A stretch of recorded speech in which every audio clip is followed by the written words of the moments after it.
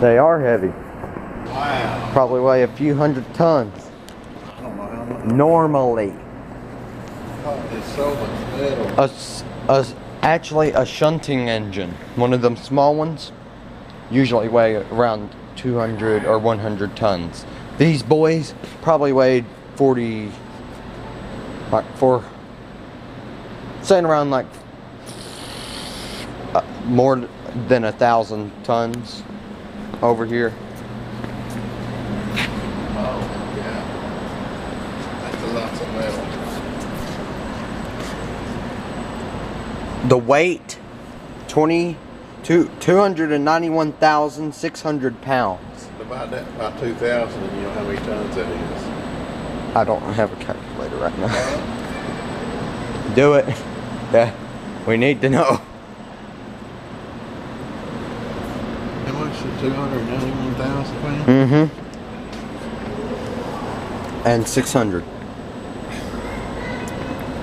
291,600 divided by whatever. 145 tons.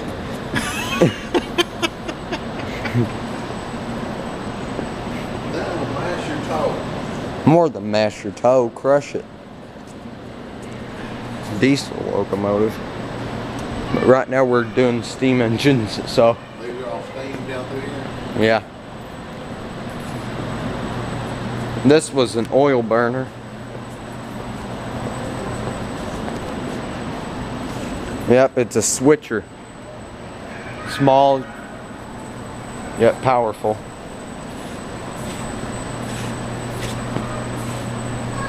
They definitely made them where they can't drive anymore. They definitely made them where they can't drive anymore. Yep. Rods and stuff disconnected. Rods off, didn't they? Not all of them. They kept some of them on. Steam locomotive doesn't look like a steam locomotive, but it doesn't have any gear. Call it running gear for an obvious reason. Number 94. There's 1251. This is a Conrail right here. That's the one the government took over, wasn't it? Yep. When someone went bankrupt, the government made it.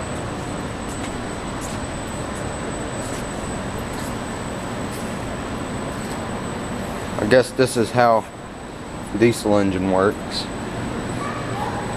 Where's the generator? Turbocharger. This is a turbocharger. Where's the generator at on it? Generator. Right in there. 2 to 3. Main generator. Okay, yeah.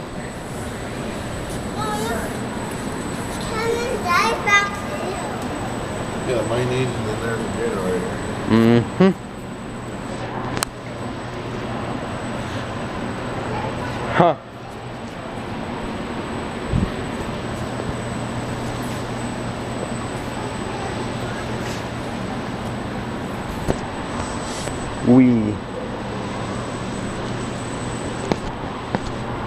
Yep, here's a generator. 600 volts. Wonder how many amps.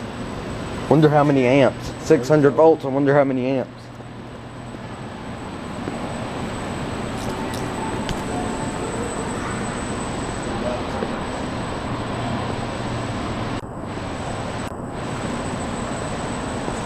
Fireless locomotive.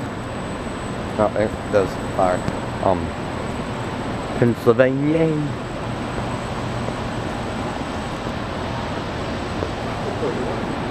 This is not pretty old.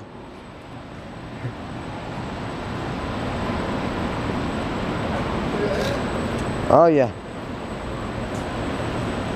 Man, that's a big whistle.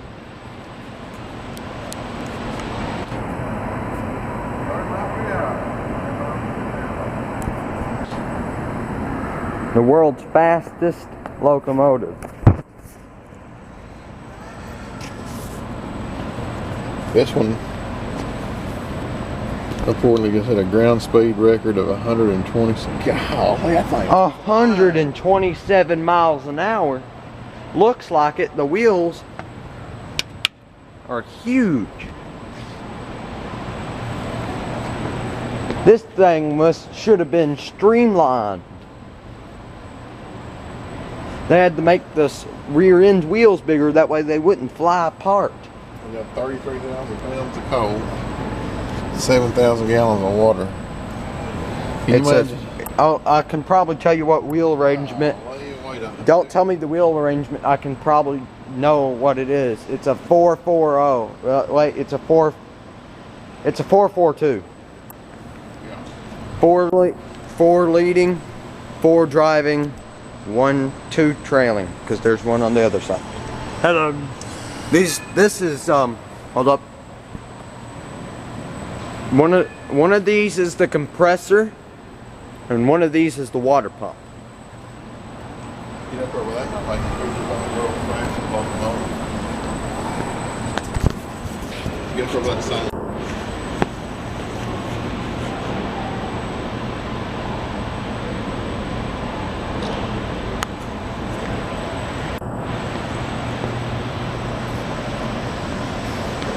This is the first cow catcher.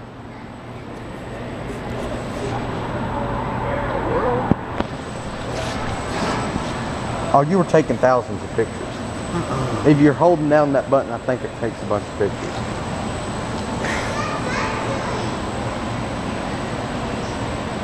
No, I don't know what that.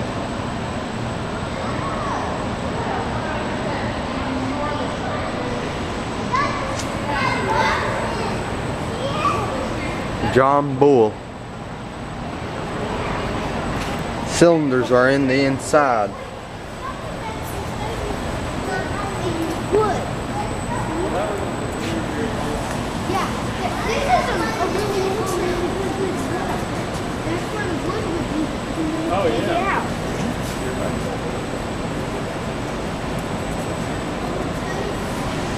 Brian, get up here, boy. That's right. Take a picture. Look at this thing.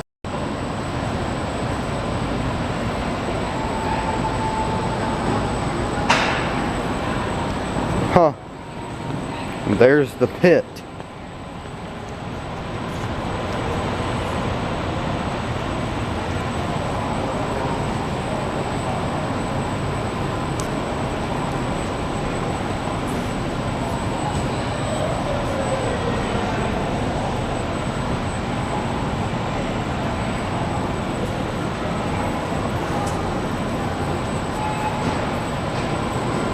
Point.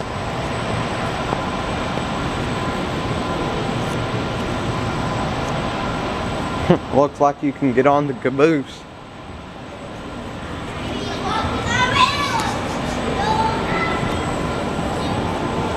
You can go down into the pit. The pit. You can go under the locomotive over there. You get on this car here. Yeah, and then we'll go underneath that locomotive we were just looking at. Go under it. Yes. You can go under it.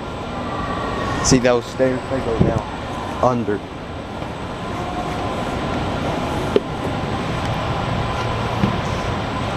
An old handbrake.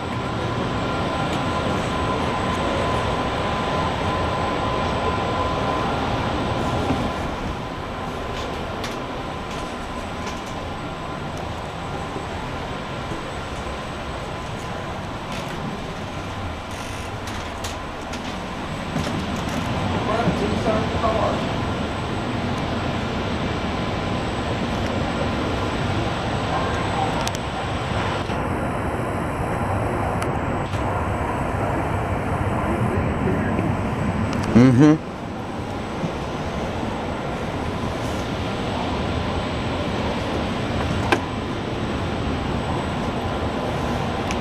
This is the exit.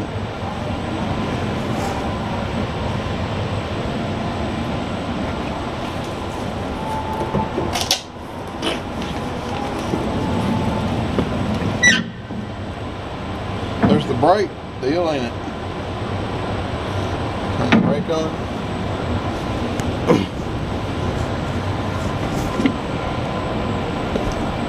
You ready to go under? Yeah, Ready to go under.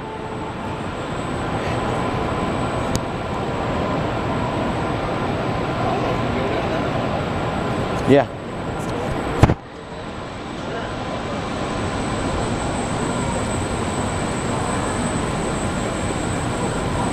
Yeah, Dad, it's part of the thing. It's part of the thing. That's a big old thing. Whatever it's called. It's called the pit.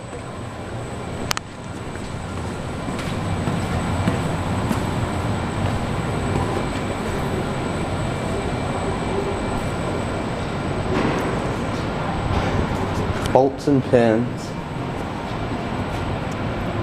Here's the axles.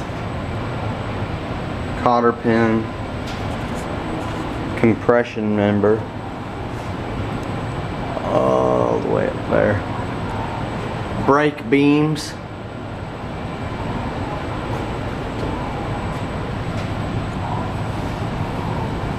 Check that the hoses are flexible and not leaking, cracked or broken. Check that the hoses are not collapsed so that water can flow freely through them. Water in locomotives tender travels through the hoses into the injectors or pumps and then into the boiler. There it is, the water supply hose. They haven't checked it. It's cracked and broken. The water supply. Failure to supply water in the boiler at sufficient rate and level could cause it to explode. Yeah, they say make sure it's not cracked, and there you are. Cracked. Ash pan.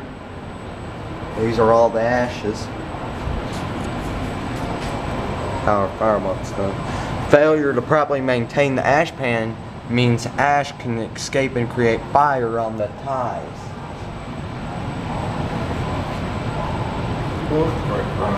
These are the equalizing springs.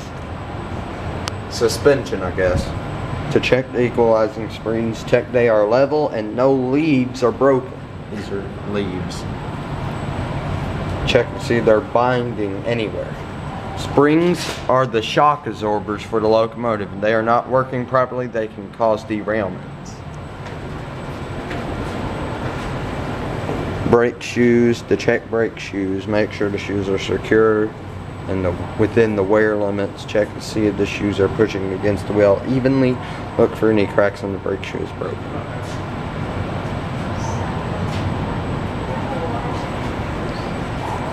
These are the eccentrics. Up there somewhere. This is how they work. Valve gear is not working properly. The valve timing will be off and the locomotive will not run efficiently. We're at the front. Yeah, there's the eccentrics valve gear. There's the valve gear.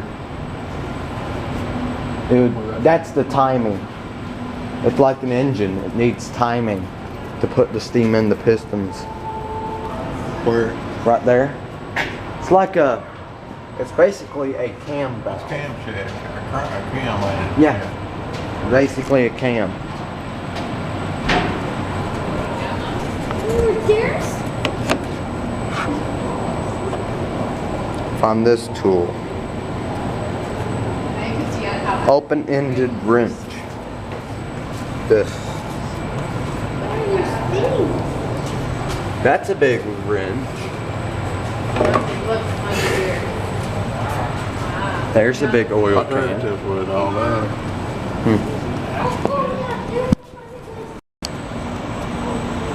It's bent. 1889, the Jones flood was a catastrophic natural disaster that resulted in the deaths of 2,209 people and the damages of 17 million.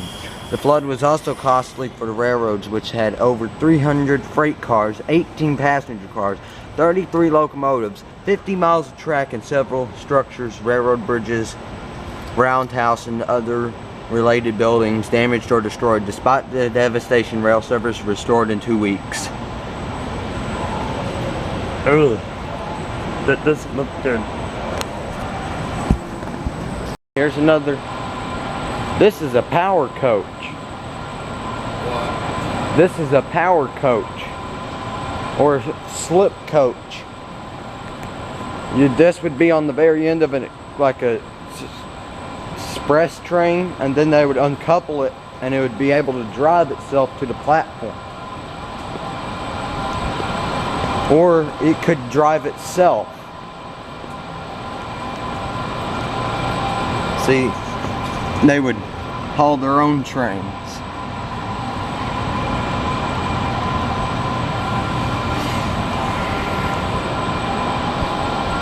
But you could do that.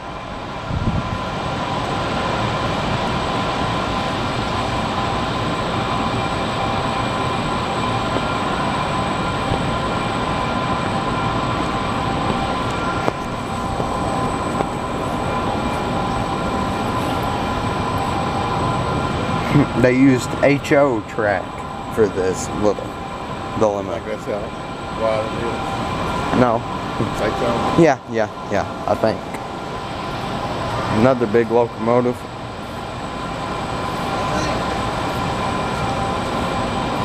Oh, what's over here?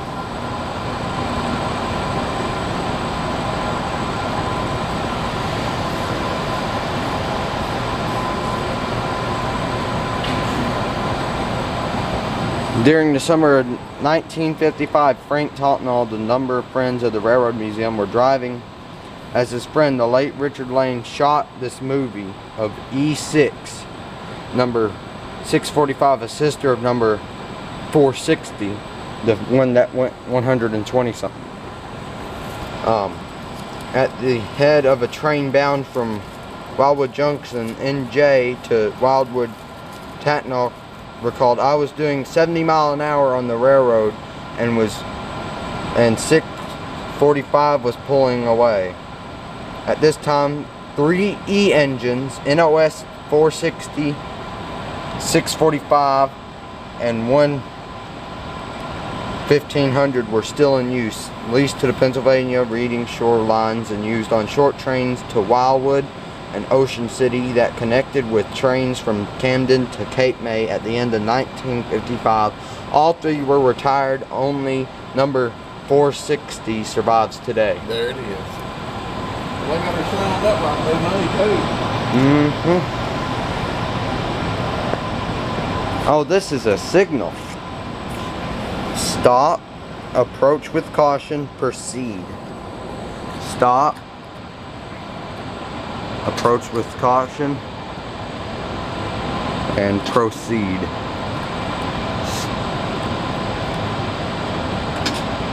That's stop, approach with caution, and proceed. You gotta push it down hard like that. Stop, straight across, approach with caution, and then proceed. It's kind of like a clock, but this is how you would control like switches, which direction. This is basically the yard master. This is the yard master. All this was simplified here into 3 buttons. But these 3 buttons would be multiplied by however many switches there were, or signals. This is a thing I have in my book. Its construction is wood and steel.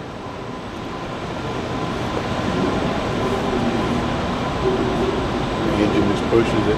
Yeah.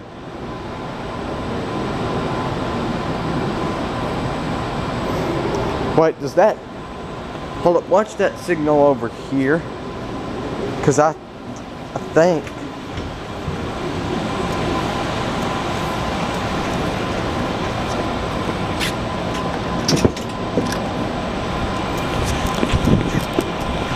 Did it change? Yep. Oh, here it comes, the snowplow.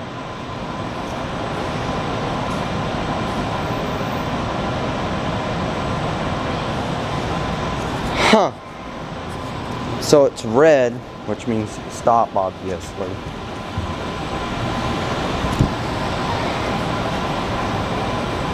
Green.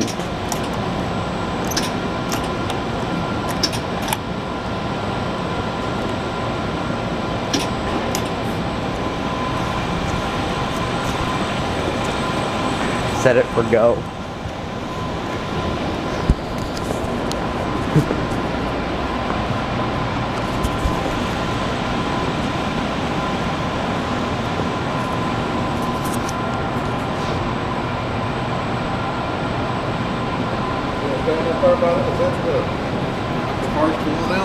Nope. It's one of them though.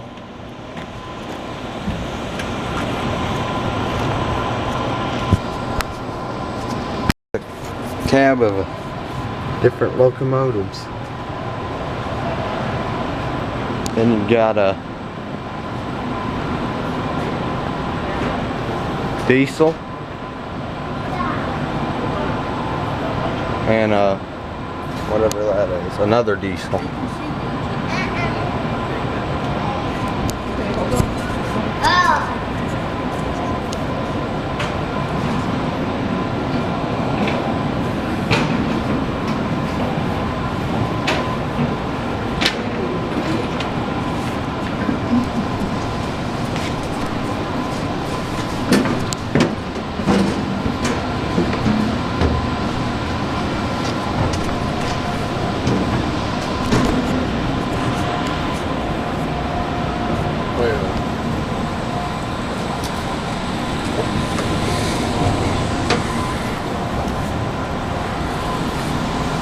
This was where the coal was. Here's the handbrake for the tender.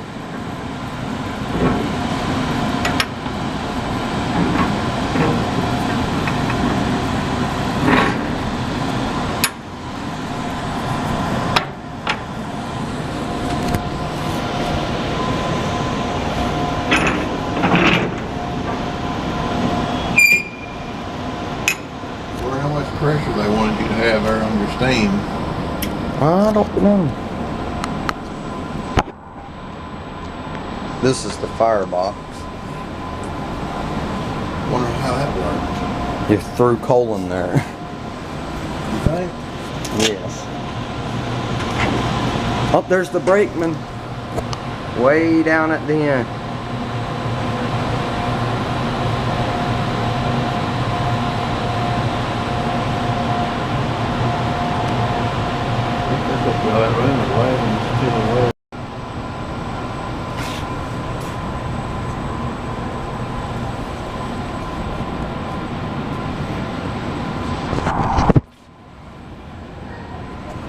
Don't know why this is in a train museum.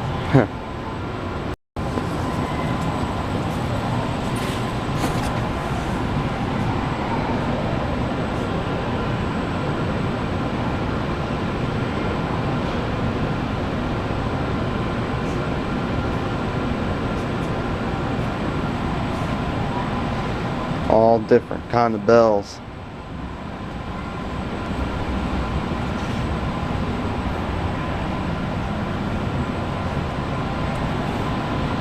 Made of brass.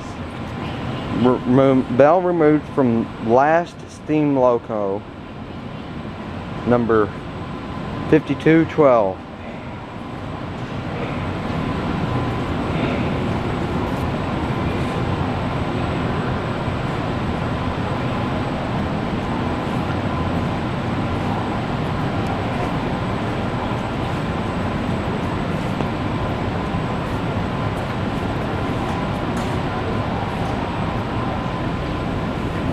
This is a switch.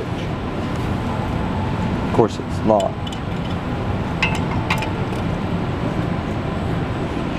My gosh, here are all the headlamps.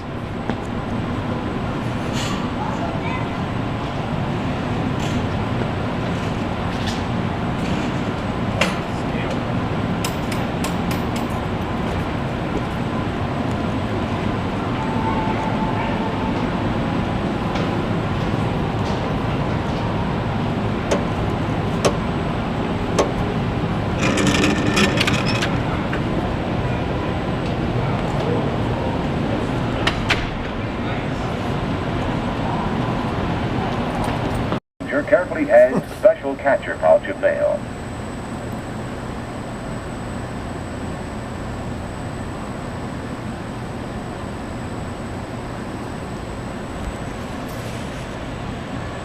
After it is securely fastened, top and bottom, he steps aside and waits nearby to witness the catch and receive any mail which may be thrown off. Here it comes.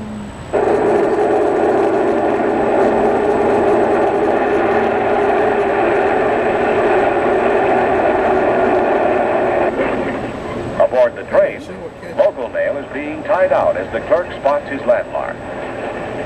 This was it. Must get every letter package for this dispatch in the pouch and tied out. The race against time and speed was on. As soon as the last pouch was made ready, the clerk grabs his safety goggles and goes to his station. The engineer is required to signal the RPO car that they are approaching a non-stop station.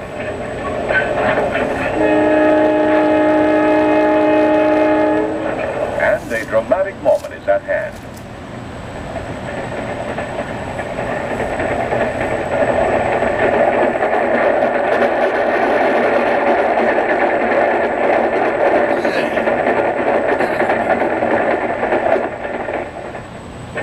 In Cappy's crew, the local clerk was getting ready to make an exchange. First, he put on his safety goggles. Then he tried the catcher arm. This time, for Phil's sake, he demonstrated the mechanism, pushing down to show the catcher arm being lifted outside the train. With one hand, he tossed the pouch out and down, assisted with his foot. With the other hand, he brought down the catcher handle, and the catch was made. A neat two-handed operation. To save the public precious hours and days in delivery, railway mail clerks sort and exchange great quantities of they letters throw in it. the manner. Yep, they throw it on the ground. Men and mail in transit speed the mail on speeding trains, affecting dramatic exchanges almost every minute of the day. Well, there you go. A bullseye. The dispatch was delivered. Or somebody that get Now, off the ground. Phil, wearing safety goggles, got his first chance to make an exchange. On the fly. Like Phil, all new men qualify themselves quickly, provided they take up this work with a sense of responsibility and willingness to devote their best talents and efforts to the service. Cappy was right. Bill Davis was going to make the grade. These men who treat the nation's mail like it's their own ask for no salutes. Few jobs are more exacting. These men know no night or day. They are possessed of a retentive memory and a sense of honesty matched by few.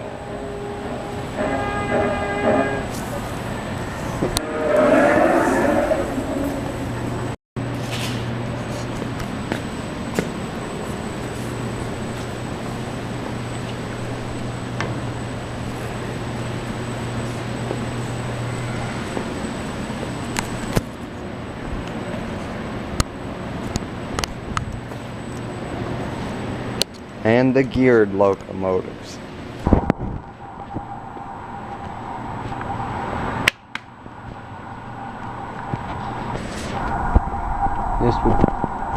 This engine has a transmission.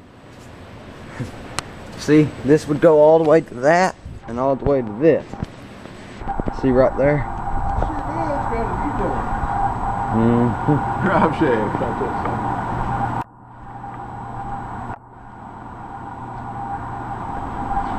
Oh, here's a climax.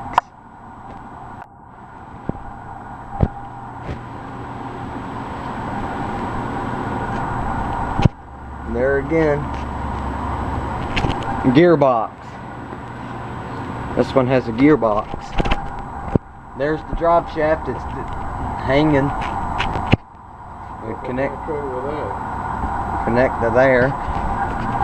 And this is a climax. These are way different. And here is a giant. Oh, look, goggles.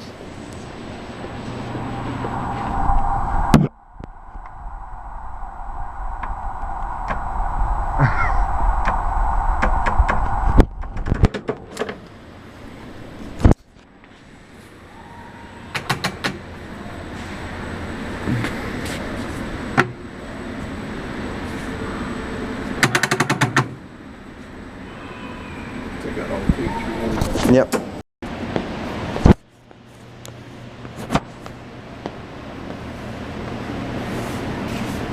This would connect. Even the tender had drive on this locomotive. This is a Shay. These would pound down and turn the drive shaft and drive all the wheels. Oh no, they don't. But they are strong. They don't go fast, but they pull a lot.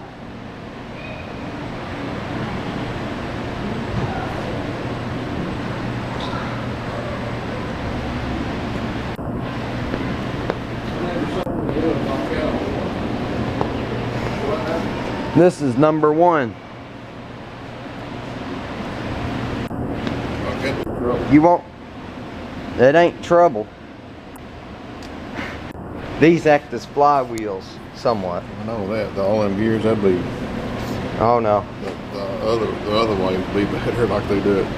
Oh, the default, they have it where it's if you have it in forward, it throws these in reverse. Cause see, when this goes forward, these would go backwards. So they have the directions reversed. So reverse is reverse and forward is forward, but swapped around. But they still go like the right direction. They say they're going. Oh, this is the old Lincoln pin. You'd put a link, then throw a pin down, then you'd pull up to your cars.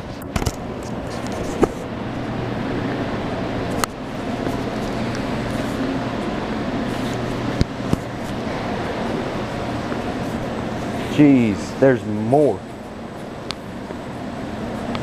The business exclusive. Huh. Here's all the lines.